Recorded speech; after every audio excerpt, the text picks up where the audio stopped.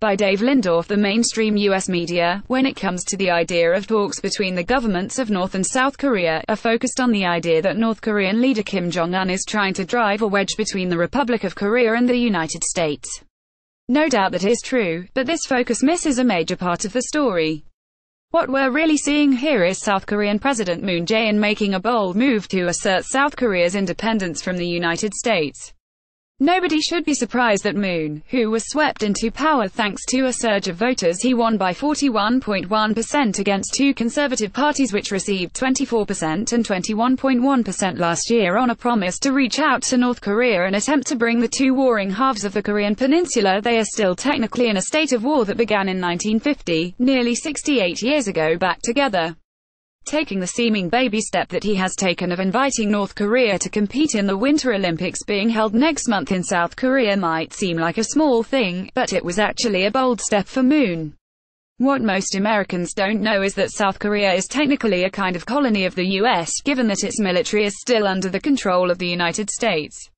This is thanks to a UN security resolution passed in 1950 authorizing a UN military action against the North and designating the US as the lead authority of the UN operation, a controlling role that the US still clings to.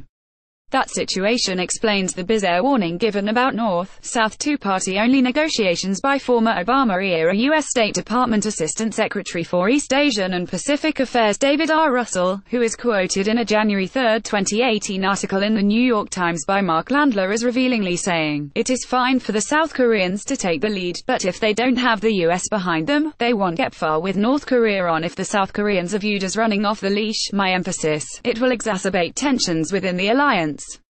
Advertisement: imagine US diplomats telling NATO allies UK, Germany or France not to run off the leash in bilateral discussions, say, with Russia.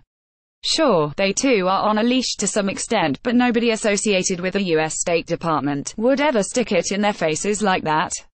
Leo Chang-soon, a Korean-American historian and author of an important history of US and Korea, whose father faced an assassination threat for standing up, as vice president, to Korean dictatorship. South Korea has been under the US leash since Syngman Rhee flew into Korea on General Douglas MacArthur's plane to become the first president of South Korea on September 2, 1945.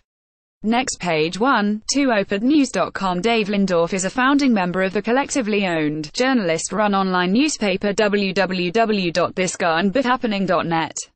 He is a columnist for Counterpunch, is author of several recent books. This Can't Be Happening, Resisting the More, share author on social media. The views expressed herein are the sole responsibility of the author and do not necessarily reflect those of this website or its editors. Want to post your own comment on this article?